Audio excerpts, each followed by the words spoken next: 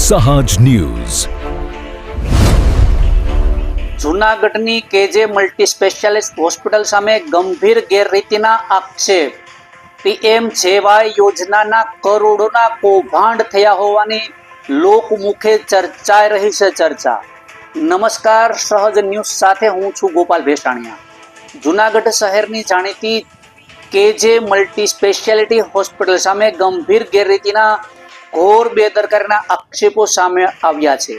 મળતી માહિતી મુજબ ગત ડિસેમ્બર 2024 થી 7 ઓક્ટોબર 25 દરમિયાન મંજૂરી વગરના તબીબ પાસે આશરે 76 જેટલા ઓપરેશન કરવામાં આવ્યા હોવાનું સામે આવ્યું છે.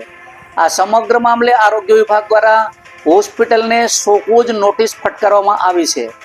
નોટિસમાં ઉલ્લેખ કરવામાં આવ્યો છે કે ડોક્ટર દિનેશ પીએમજેવાય પોર્ટલ સાથે જોડાયેલા ન હોવા છતાં તેમના નામે હાર્ટ સંબંધિત સર્જરી કરવામાં આવી હતી.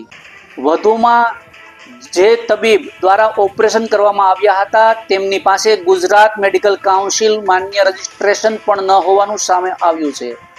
પીએમજેવાય યોજનામાં થયેલી ગેરરીતિને લઈને હોસ્પિટલ સામે લાખો રૂપિયાનો દંડ ફટકારવામાં આવ્યો છે. આરોગ્ય વિભાગ દ્વારા આશરે 12 લાખ રૂપિયાનો દંડ અને કારણ દર્શક નોટિસ આપવામાં આવી હોવાની માહિતી મળી રહી છે. આ ઉપરાંત ઓર્થોપેડિક સર્જરી અને ડોક્ટરોની વિગતોના પણ મોટું કૌભાંડ ઝડપાયું હોવાનું સામે આવ્યું છે. નિયમો મુજબ મર્યાદા હોવા છતાં એક જ દિવસમાં 3 થી વધુ ઘૂંટણ બદલવાના TKR ઓપરેશન કરવામાં આવ્યા હોવાનું બહાર આવ્યું છે. આટલી ગંભીર બેદરકારી અને દર્દીઓના જીવ સાથે થયેલા ખેલવાડ છતાં પીએમજેવાય યોજનાનું હોસ્પિટલ સાથેનું જોડાણ રદ કરવામાં આવ્યું નથી, જેને લઈને લોકોમાં ભારે રોષ જોવા મળી રહ્યો છે. હવે સમગ્ર મામલે કડક કાર્યવાહી થાય તેવી માંગ ઉઠી છે. રિપોર્ટર સુલતાન ચૌહાણ, સહજ ન્યૂઝ, જૂનાગઢ.